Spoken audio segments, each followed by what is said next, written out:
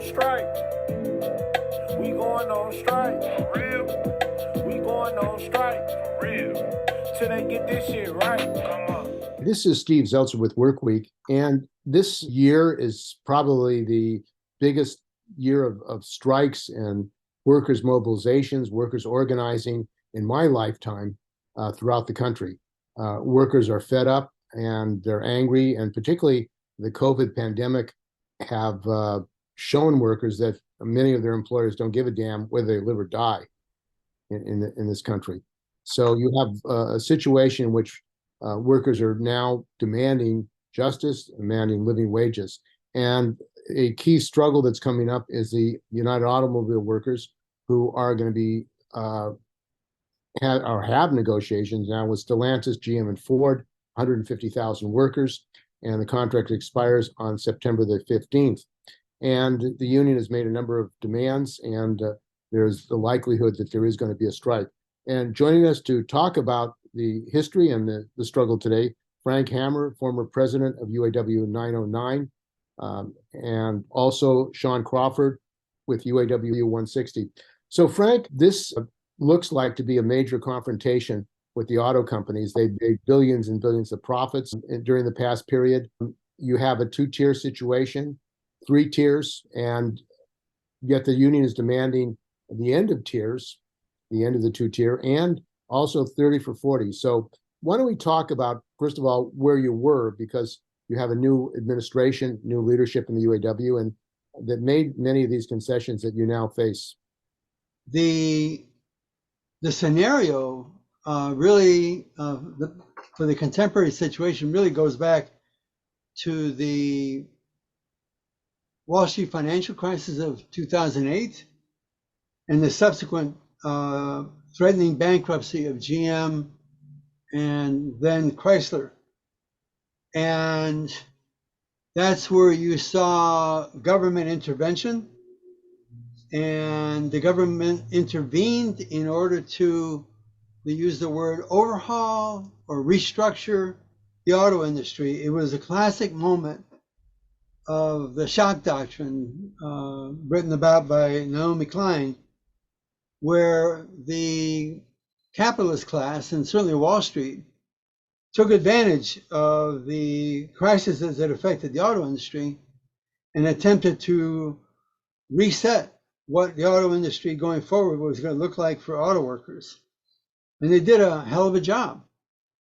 The second thing that I would say that explains where we are today is that the UAW, of course, in its leadership ranks, had 12 officials who engaged in corrupt behavior and fraud, ended up having to engage in plea deals and spend some prison time, although a lot of us feel it wasn't enough.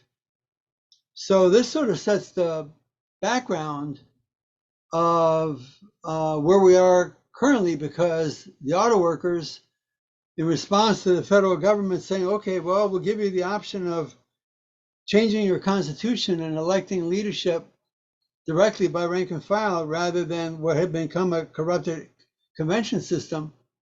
And the rank and file 2-1 voted to have direct elections. And within a matter of months, we went from the convention system to direct elections and to electing a new slate of officers. Half the officers in the new leadership were new, and they're turning out to be quite radical in the present moment as they go into the negotiations. This all happened in the last few months, and the reformers are certainly getting everything they bargained for in creating a new slate of leadership for the UAW. And the situation in the auto companies, there's kind of a hysteria now, fear that there's going to be a national strike of all auto plants, UAW auto plants, first time in many, many years. What are they afraid of? Well, I mean, yeah, they're afraid of worker power.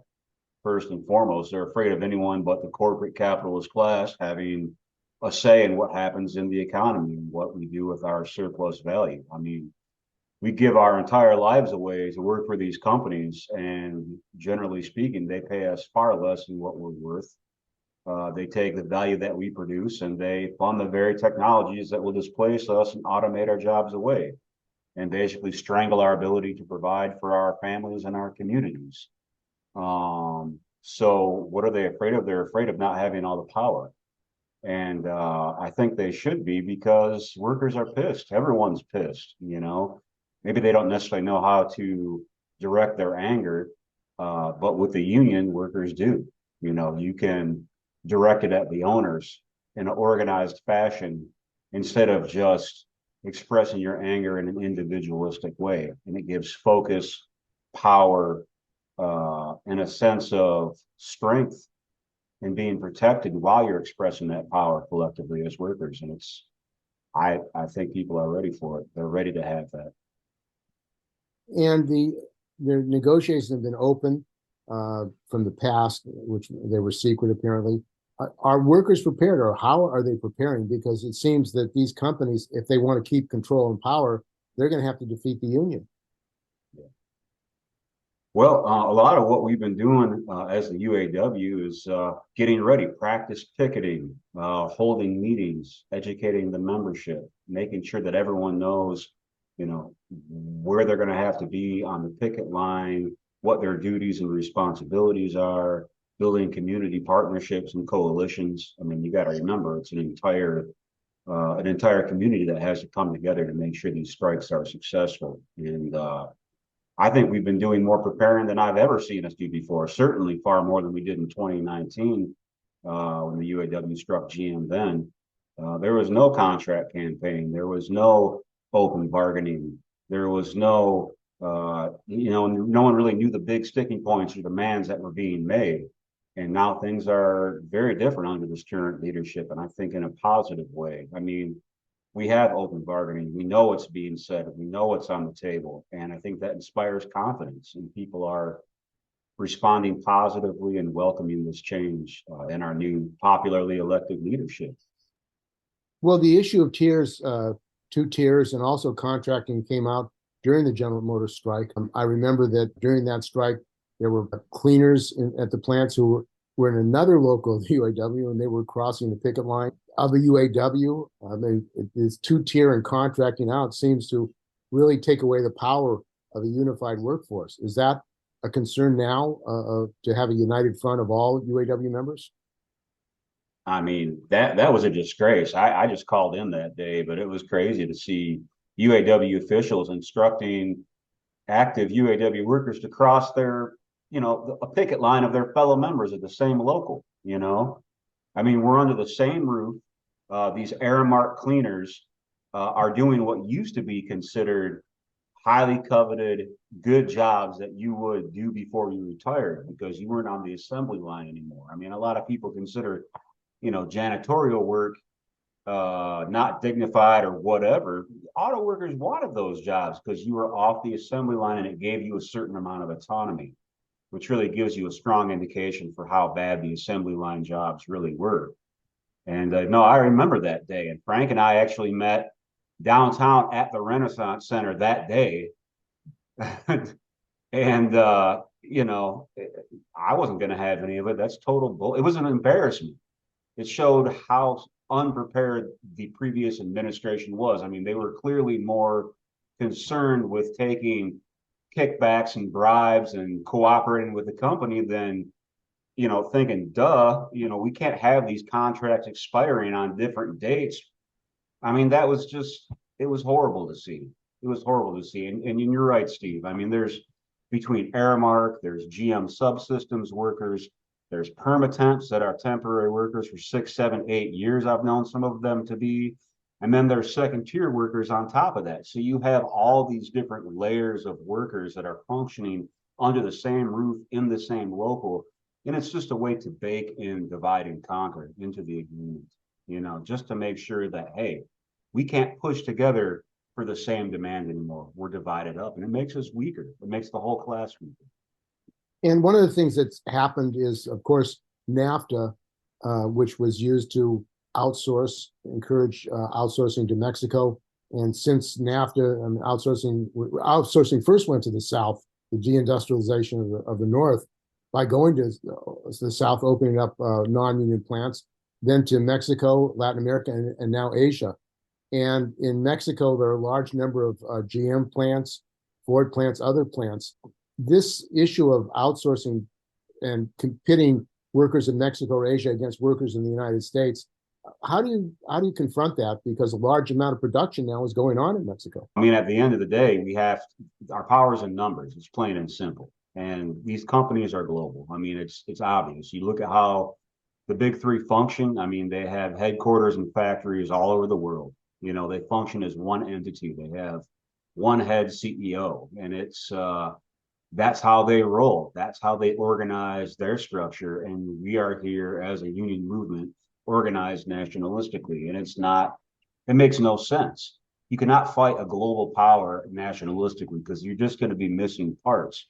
And so just like the corporations set up systems of trade agreements and laws to benefit them and build these institutions over time to protect capital, workers need to do the same thing and pass laws and build institutions that will protect the working class. And that way hopefully we'll eventually prevent the whip sign that you're referring to. Because, I mean, this whip sign, ultimately, it's going to be something they hold over our heads. I mean, because, look, let's say we do really well in this contract. All right, let's say all our wildest dreams are fulfilled and we get everything we're asking for. That's going to put a humongous target on our back. And it's going to put a lot of pressure to export our jobs. And so for us to just think about protecting our jobs nationalistically is backwards, and it's a losing strategy. Yeah. So let me chime in. Yeah. So I was just checking out this interview that was done on Bloomfield Wall Street with Stephen Ratner. I've always liked that name. Stephen Ratner is a Wall Street dude that came in on the bailout, and he's the one that orchestrated all the concessions that the UAW was going to have to take to so that their company could continue. And he just chimed in on these negotiations. And the answer to your question about what they're afraid of is they're okay with a wage increase, or they're okay with marginal kind of items that to be negotiated. They don't want to roll back the clock. They don't want to go back to where we were because they have a new paradigm in place for what they think ought to be the way auto workers ought to work, ought to get paid, the hours they should be working, all of that. And they do not want to see a regression. And they see in this new revitalized UAW that's kind of where things are going, and it's going to be a collision. And in order to put the scare in UAW members, he's raising exactly what Shawn's talking about. Well, you know, if y'all do all this and kind of go back to where we were, you know, we're going to just have to offshore more work or take it down south. You know, this is just what. So this is the fear tactic that is being used. And Shawn is saying, you know, folks, we got to wake up, because that is going to be their strategy.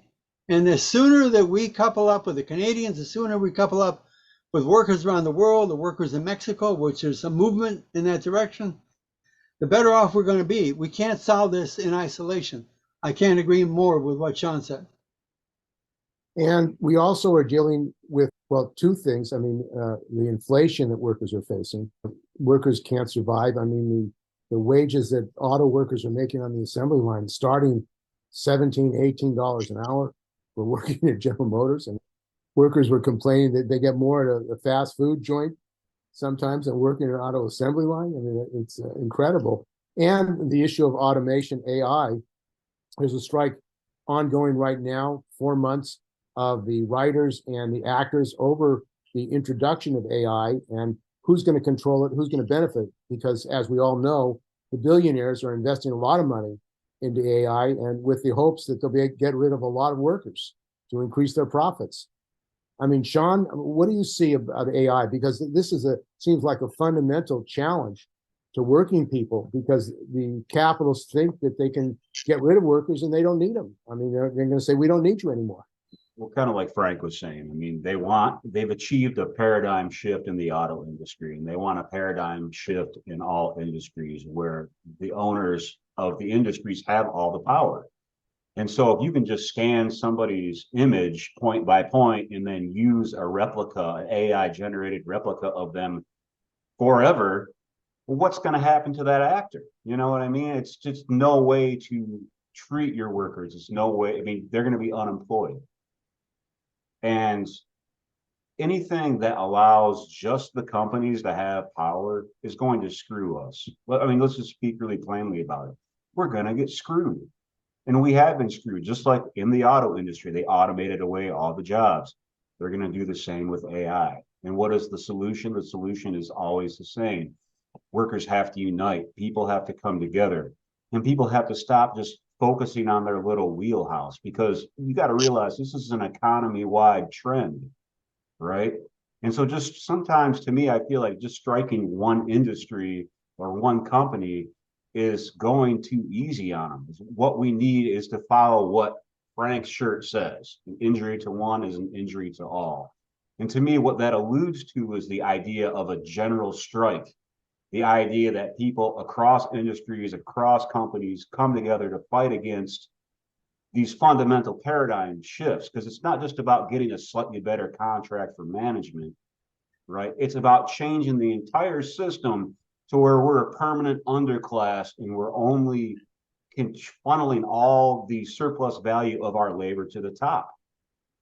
And if that's not the kind of world that I want to live in, that's not the kind of world I want my children to live in. You know, and this is something, if we want to be in a livable world, we have to fight against collectively. And so we have to build a sense of class consciousness so we can prevent this paradigm shift from taking over the whole economy. And it's, you know, don't believe that it's happening. It's been happening since the air traffic controllers and Reagan, and even before that in the McCarthy era. I mean, it's, you know.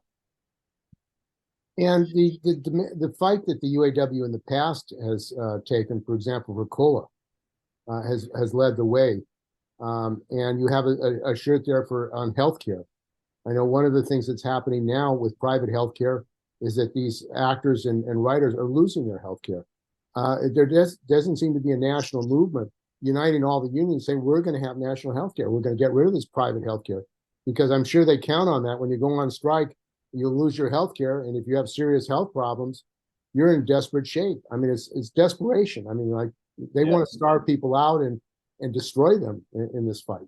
Just like GM did in 2019. You know, I mean, if you look back, auto workers, and this is something that we need to remember as auto workers. Think of what GM did. That's one of the first things they did, is denied our health insurance. So they're saying, we have control over you. You don't acquiesce to our demands, your whole family could go bankrupt.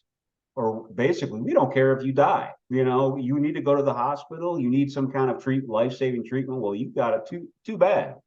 Knowing full well that there's no kind of national, you know, health plan in the U.S. to fall back on. It keeps us desperate. It keeps us. It incentivizes people to be way more submissive than they otherwise could be. I mean, think to yourself of what we could do as a society if we had single payer healthcare. It would give us the power to start our own business. You know, if someone wanted to do that, or change jobs or move or whatever, you don't got to worry about your health insurance. It gives you national single payer healthcare. Would give workers freedom, and it would give us more bargaining leverage in union negotiations. Plain and simple. We're playing a losing game trying to always pay for it in the private way. It's too expensive. Well, it's an issue for workers all over the country. It's the highest cause of bankruptcy in the United States. And the Democrats have promised that they were going to do it. Biden, though, gets a lot of money from the drug industry, the healthcare industry, and the tech industry. So it raised the question of politically, how is that going to happen with the Democrats, who are basically controlled by these billionaires? Well, I mean, look at what Canada did. They did it province by province. You know, I mean, you see this initiative, this year here, you know, Michigan for single payer. Maybe that's the route to go, state by state. You know, I mean, it's just like something for like legalizing cannabis statewide. You know, can't happen nationally, do it statewide. You know, because we have the power of the ballot, and that's one of the things that's, well, I mean, one of the lessons I've seen that we should all be learning from this statewide in Michigan. Yeah, okay, so cannabis was made legal. We were able to make absentee ballots, you know, universally available to help with the voting process in Michigan. And then look what else open voting did. We were able to elect our own leadership in the UAW. You know, so I think through the voting process, it gives me a lot of hope that things like single payer statewide might be able to happen. And the Biden administration during the railroad negotiations basically imposed a contract, and the Democrats, all the Democrats voted for the most part, voted for a contract that prevented them from getting sick days. They went back to work with I mean, you imagine, you know, Warren Buffett owns BNSF. Mm-hmm. And they were saying, we're going to give you more profits. You're not going to be required to pay sick days. You think there's going to be pressure by the Biden administration to blame the UAW members for going on strike and to say we can't have a strike because we have to fight Trump and we have to fight the right wing? Because I think that's going to be an argument that they use. You're going to cost us the election. Frank? Yeah, I think that, well, again, I'm referring back to the this interview with Steve Ratner. Toward the end of the interview, he cautions Biden from encouraging UAW members too much. Huh? Right? So this is Wall Street talking to Biden, right? And I think that Shawn Fain, the UAW president, you know, he said, you know, Trump is not an alternative. He's a disaster. But he didn't endorse Biden. And he didn't, and I think it was for good reason. And I think that the UAW, along with the entire labor movement, has got to put pressure right back on Biden to counter the influence and the pressure he's going to be getting from Wall Street. It's a matter of political power, a lot of what Shawn's been talking about. And I looked on the AFL-CIO website to see, well, what are they saying about an impending UAW strike? And it was so lame. All they did was report that the UAW had a strike vote and what some of the demands are. But there was no AFL-CIO mobilization saying we've got to come out. The UAW's fate is our fate. They're talking about Liz Schuler coming to Labor Day here tomorrow. But there's no pronouncement about we need the labor solidarity that's going to help the UAW win this strike, wins back some of these demands that we're making, and it's nowhere to be found. I mean, it's just lame. So it's a big challenge, and I think Biden, we have to put him in the crosshairs and say, you know, if we want to keep the right wing from power in 2024, we're going to have to show a little bit more performance. And Shawn, their struggle, the political struggle, is that the Democrats and Republicans don't represent working people, and working people are alienated for the whole political process. They don't see a party that has a program for working class. How do you see that changing? Because I mean, there's people that some of the Democrats are complaining about Biden not fighting the Republicans or not fighting for a radical program that will win over working people who want radical change. I think it's absolutely disgusting, man, to see Republicans try to claim the mantle of working class people. Like, how backwards is that? Are you kidding me? Like, that's the party of big business. You know, these are the people that are always trying to mess with you and support the bosses and support the companies and make sure that they're rolling in the dough. You know, they're always trying to cut taxes for the big businesses to make sure your kids have shittier schools so you have less opportunities, so you accept lower wages to work in their, you know, coal mines or whatever, you know, BS they're trying to have us do. I mean, the Democrats got to go back. Like, how I was raised, my family was union. They were old school union from the 30s. And their mentality about the Democrats was they were the party of the New Deal and FDR. I mean, that was a long time ago, but still, like, we need to take back up that mantle. I mean, look at FDR's proposal for an economic bill of rights. Something like that needs to be brought back on the table to inspire people to be more involved. I mean, look at how much, if you want to look at where the future's going, look at what Bernie Sanders was doing in 2016 and 2020 and all the people that he inspired then. We need more of that kind of energy to engage folks, or we're just going to be hemorrhaging average people, making them more cynical and delivering them into the arms of fascism because they don't see a positive alternative. And so it's up to us to create that alternative, a class conscious alternative. And one of the things that the Democrats and Republicans are united on is more money for the military. Trillions of dollars are going to the military, and encircling China, giving money to the war in Ukraine. It seems like militarization and more guns, more battleships is where they want to go. A world war is a danger to all working people, and it's pitting worker against worker is what it is, for the benefit of the war profiteers, the people who make money off of war. It seems, though, that the unions in the United States are completely silent on war. Even education unions or public worker unions who are affected. The money that goes to war is not going to healthcare, it's not going to education, it's not going to public services. It seems like this crisis, the political crisis in the labor movement, is that the unions, the present union leadership, don't want to challenge the agenda, the corporate agenda of militarization and more money for war. I mean, they have more money for war, but Flint, what happened in Flint with the water, with the fact that people are homeless all over the country in tents. I mean, there should be a mass campaign to build housing, working class housing, free education. Those are the kind of things that this money, the billions and trillions that they are using, should go for. But it doesn't seem like it's going to happen with either the Democrats or Republicans. I'm just looking at it like, instead of doing all those wonderful things that we should be doing as a culture, instead we're spending money on better ways of murdering people. Look at it like that.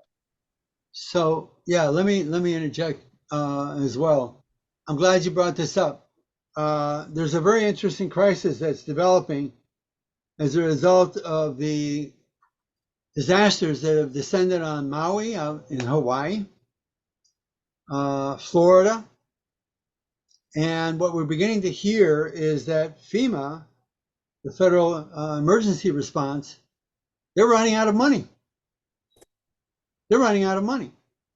And I think we have to point out that all the money in the world is being invested in the military, upwards of $1 billion a year, $1 trillion a year, did not defend Maui, did not defend the people from losing, I mean, it looked like a war zone, but it didn't, there was no defense against it.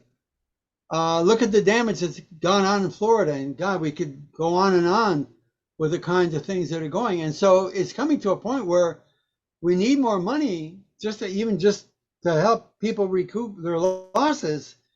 And where's that money going to come from? And the Republicans are already saying, apparently, oh, the federal government spends too much money, and the target's going to be the military.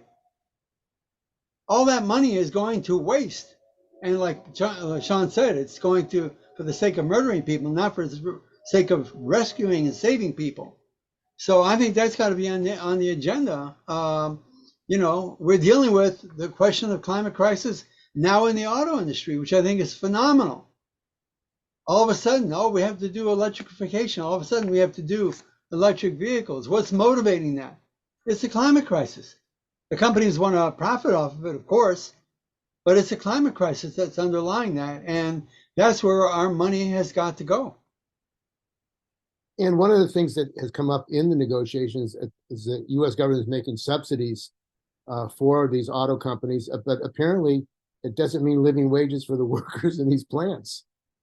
So these companies, joint ventures, are not paying living wages to their workers, or they're not paying prevailing wages that auto workers are getting. And apparently the government is not saying that they're going to. Is that an issue in the negotiations? Yes, I mean, Shawn Fain and the UAW called out Biden for having all this money, these loans, these subsidies for the the Detroit 3 to convert to electric vehicles, and he was saying, not without us. You don't do that without us. We have to have a just transition. These are the words that, a long time, these were words that environmentalists use. This is now a union leadership using this. And I just saw a day ago that there's an additional 15 billion going to the auto companies, and some of it appears is in response to the demands that the UAW is making. I have not seen what the particulars are to say that it's moving in the right direction, but from Shawn Fain, he was saying that this was moving in the right direction, but I don't know. Couldn't they require that you have prevailing wages, like the building trades have a prevailing wage? If you're going to do public construction, you have to pay a prevailing wage. The same thing could be applied to the money that they're getting from the federal government. In fact, you have companies like Amazon who break the law, who fire thousands of workers illegally, who are preventing unionization, and they're getting government contracts. It seems like you can break the law as a company, as a capitalist, and get away with it and get government money on, to fund you. Same with Elon Musk. He fired 700 workers at Tesla in Fremont who wanted to join the UAW. Nothing happened, and he's getting subsidies. He's getting loans. So the government is actually helping these union busters, these billionaires, on their agenda of making more money. I mean, that's what we see in front of our faces.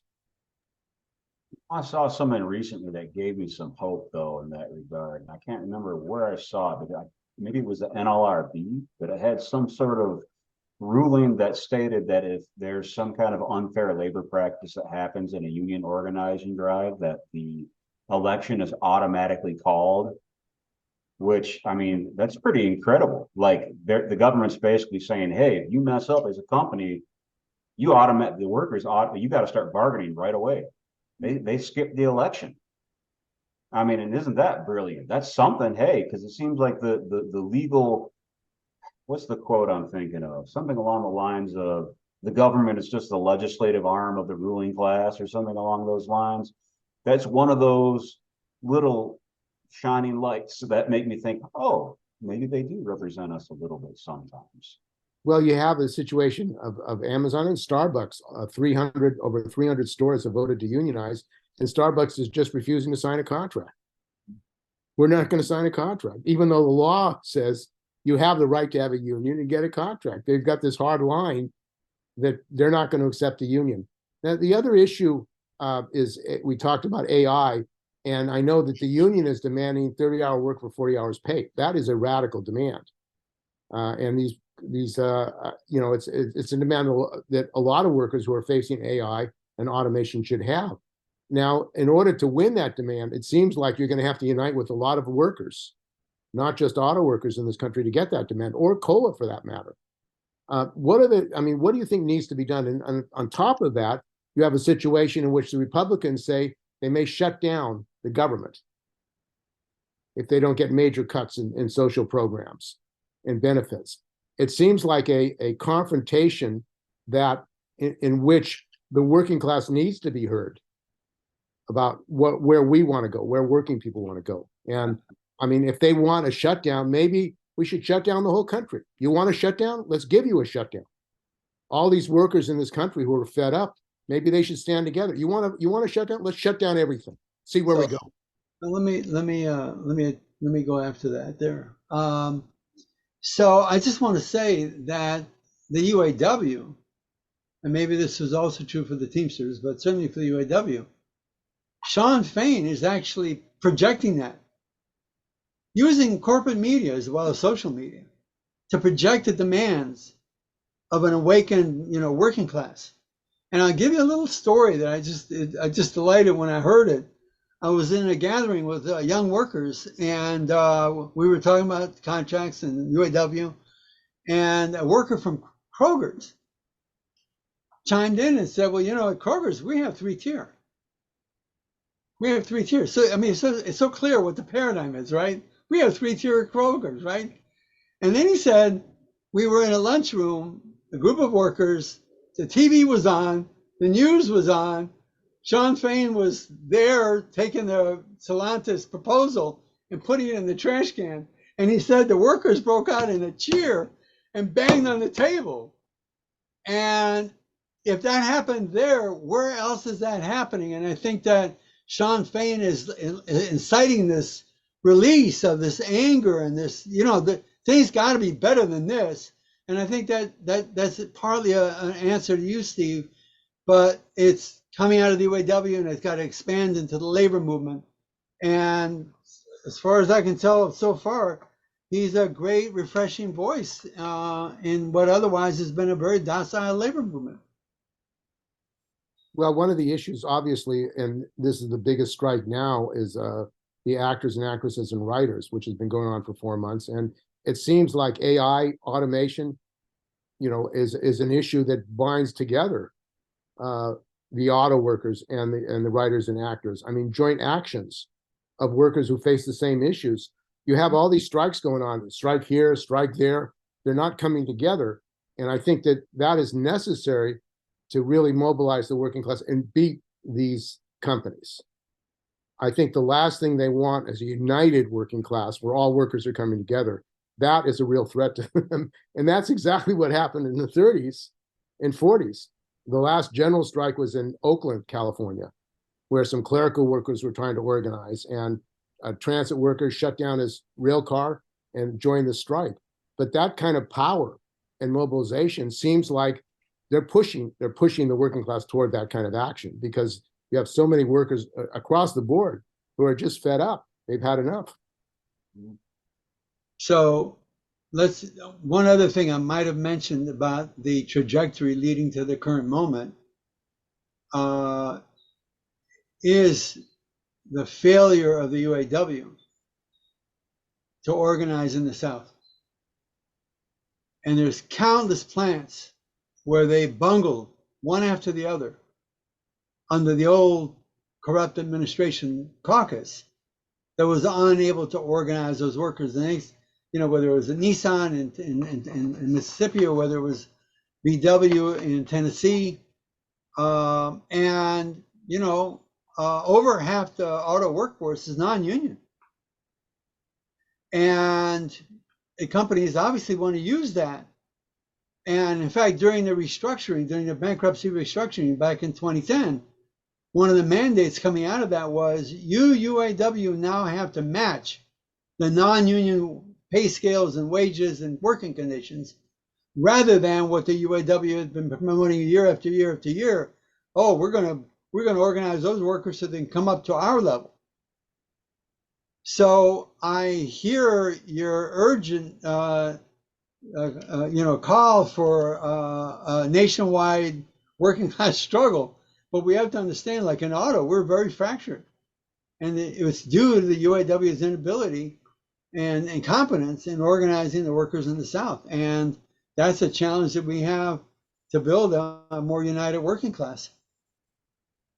And of course, the way that the General Motors was organized, and Ford, because those owners did not want a union. In fact, they killed people to prevent a union, was they had shutdowns, they had worker occupations, they had thousands of unemployed workers surrounding plants.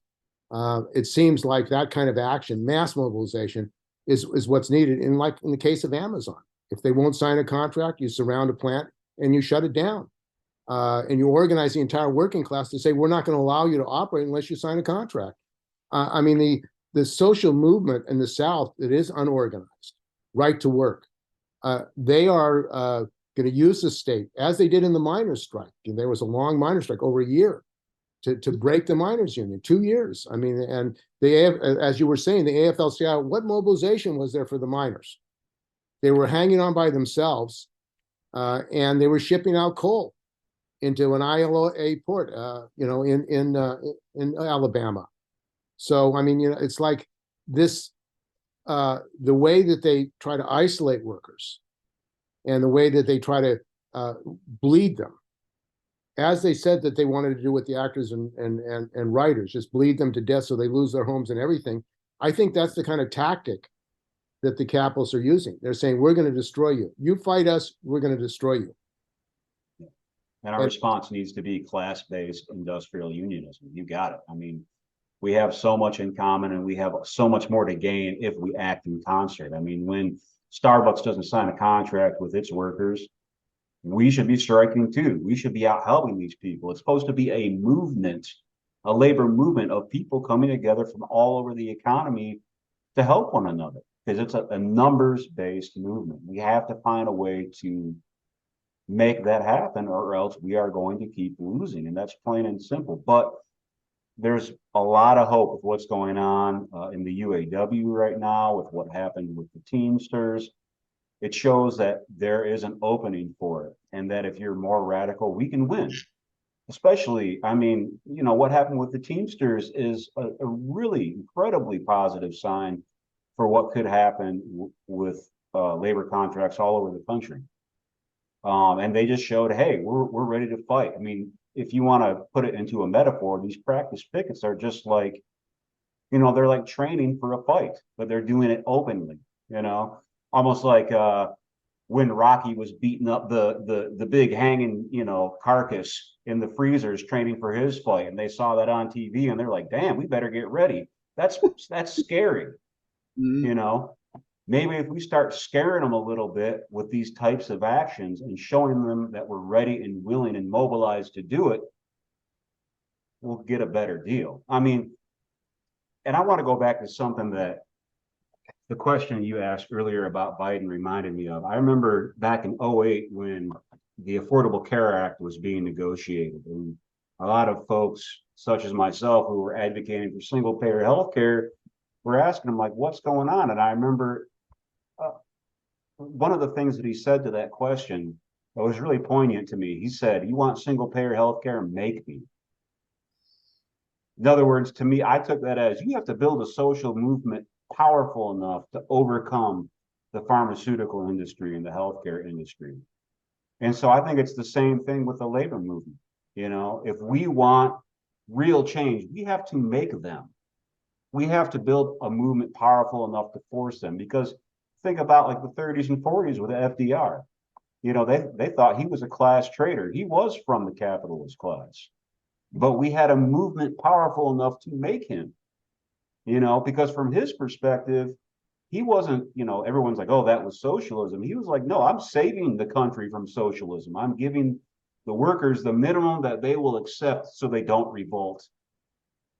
It was a stopgap to keep us from getting to a sense of liberation, true liberation, you know. And so that's kind of, sometimes we just got to make these people, but in order to do that, we got to get stronger, and we have to train and do these practice pickets, and we should be bringing in people from all sectors and all unions. That's how we win. So let me add, you know, just some, I mean, I think the answer to, Steve, to your question is it's really a question of rank and file mobilization. And that's what I'm seeing in the UAW. And the rank and file, in the wake of the corruption scandal, I mean, rank and file workers got mobilized, and they got themselves elected to the convention, and they made a radical change at the convention that would otherwise have never happened, and that is raising strike pay. And there was a real contention in the convention hall over raising strike pay. When folks went on strike at GM in 2019, I think it was $275 a week, and that's a hell of a strain on workers who are demanding a better life, having to exist on $275 a week. So it was nearly doubled, and it was by rank and file action at the convention. It was radical, it was different, and workers are going to be in a slightly better position to engage in the strike against the companies now.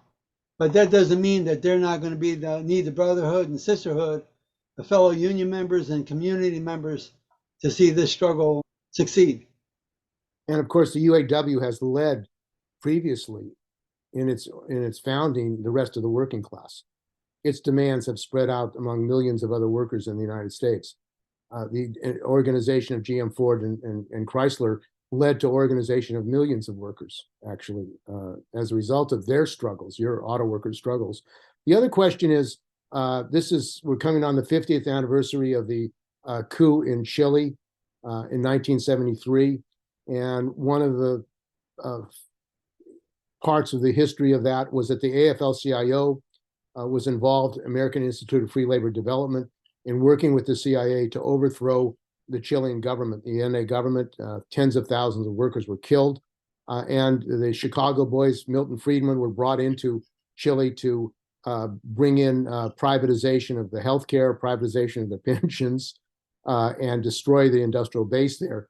The question of the AFL-CIO and the Solidarity Center, which gets $75 million from the US government for its international operations in 62 countries, that is going to be taken up. There's going to be an educational conference and rally at the AFL-CIO around opening the books and why the AFL-CIO has not apologized. I mean, and been involved. And I know also that the AFL-CIO was involved in Mexico Ford assembly plant in 1990, where they raided the Ford assembly plant, the AFL-CIO and the US CIA, to overturn a union leadership that they didn't like at that Ford assembly plant. What does that have to do with the UAW members? Is that important, this international role of the labor movement in the United States? Yeah, short answer, yes. Most workers don't even know about this. Short answer, yes. Know about Right. what's happening in other countries. I mean, it's like you talk about immigration. Most workers don't know that the United States government is overthrowing governments in Central Latin America, driving people to this country by creating coups and putting in oligarchs into these countries that are driving people out. I mean, people escape from countries where you have dictatorships which have been supported by the United States, and then they get blamed, immigrants. I think that that's a lot of immigration to the United States as a result of wars and coups in other countries, which the United States has been involved in. I think that, as I was pointing out earlier, the AFL-CIO has barely said anything, much less mobilized. You know, there's 65 unions in the AFL-CIO. They could be doing one hell of a job mobilizing members of other unions to be out. You know, I'd like to see what's going to happen on Labor Day tomorrow, whether the AFL-CIO is going to be championing the UAW strike or whether everybody's going to be in their little separate silos. Well, being in separate silos might be beneficial to an AFL-CIO bureaucracy, but unfortunately, it's hurting us. It's hurting us. And we are so siloed that we don't even know about the AFL-CIO operations overseas using government money. We have no idea. We are so siloed in our own, particular silo. And it's time for the labor movement to call for re-examination of this is not a winning strategy. We have to end this silo mentality. And furthermore, by the way, we want to really take a look at what have you been doing with government money overseas? What did you do in Chile that we had the murder of so many working class people there? What did you do in El Salvador? And so on. And AFL-CIO doesn't want to talk about that, and would prefer that workers not know. We need to insist that workers know, because it is affecting their lives when workers' movements in other countries are crushed.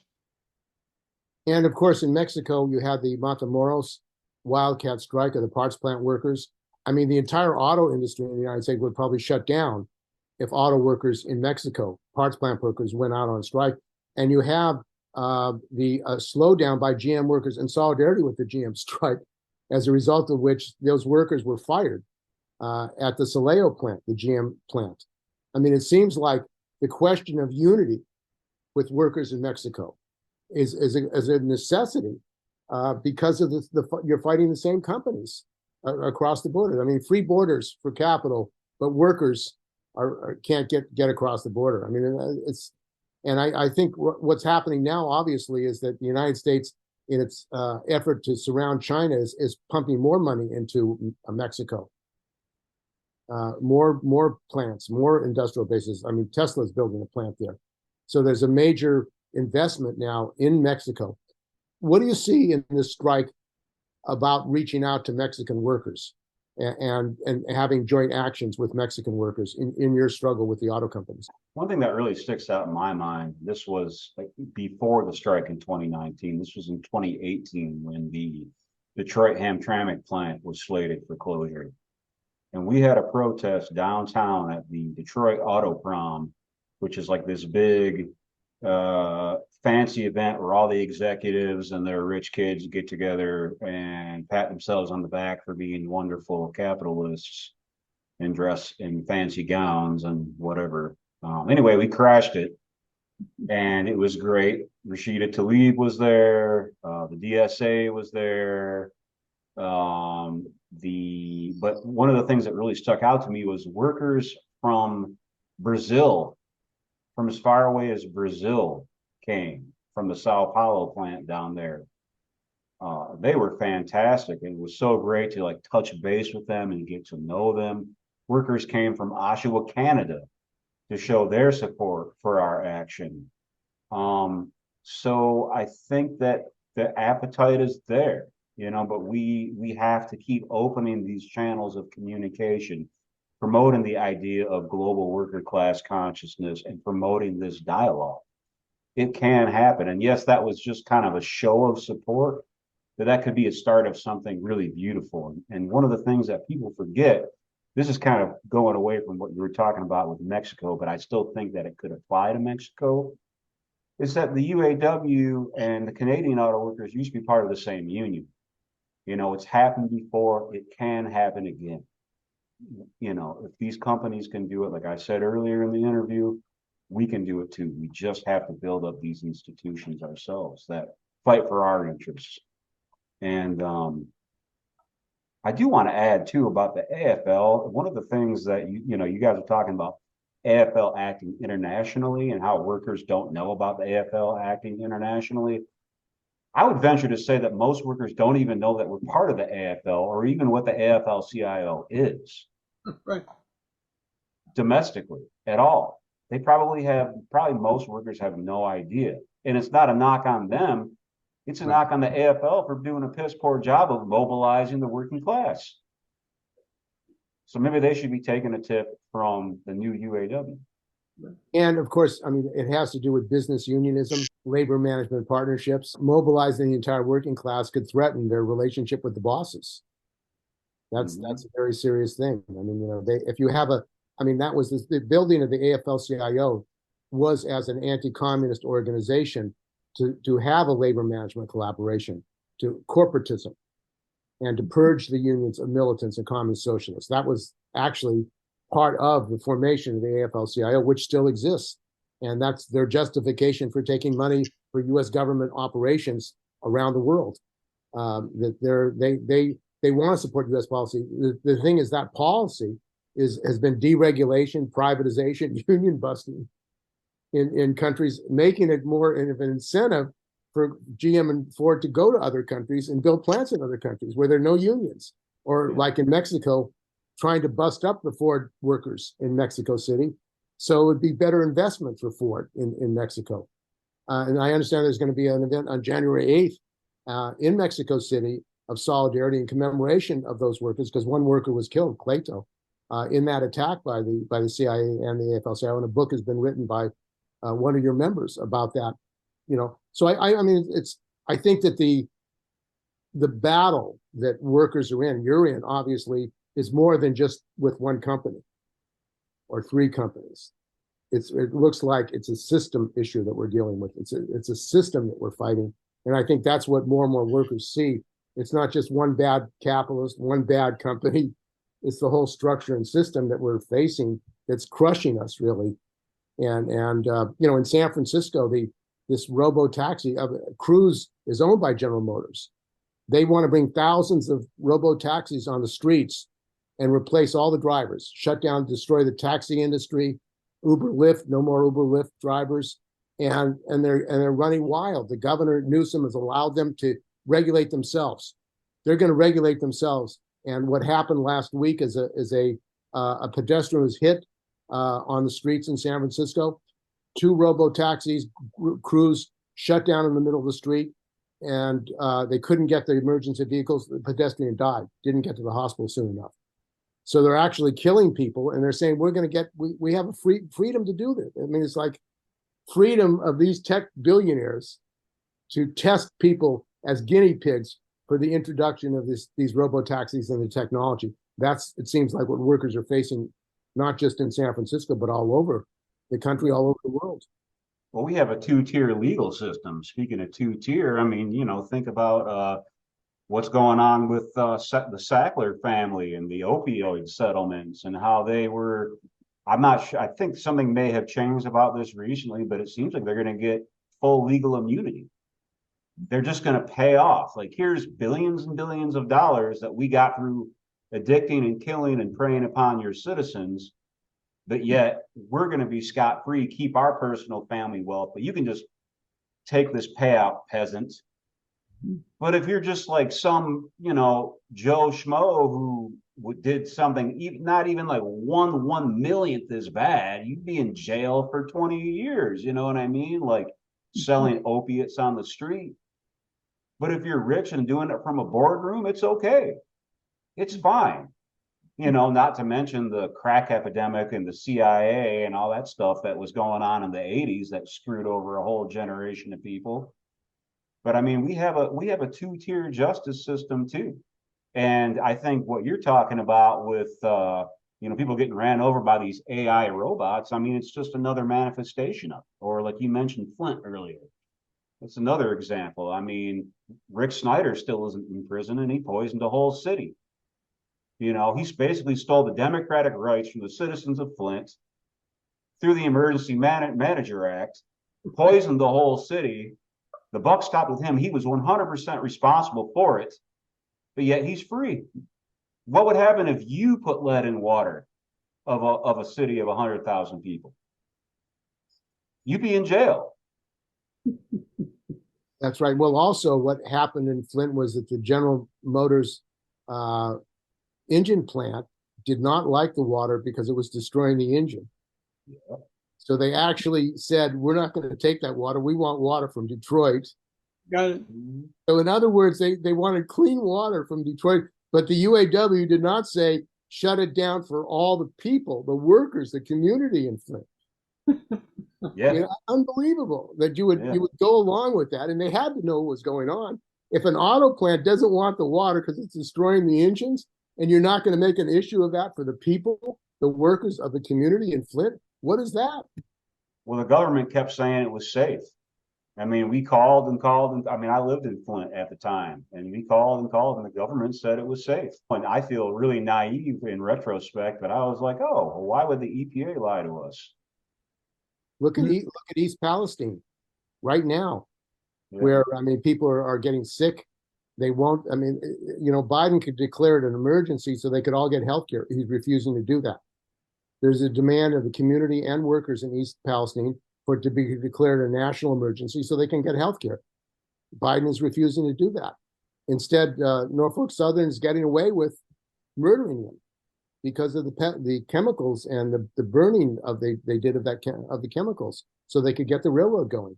As you're saying, two-class system. Yeah. These companies are getting away. It's disgusting, but we can change it though.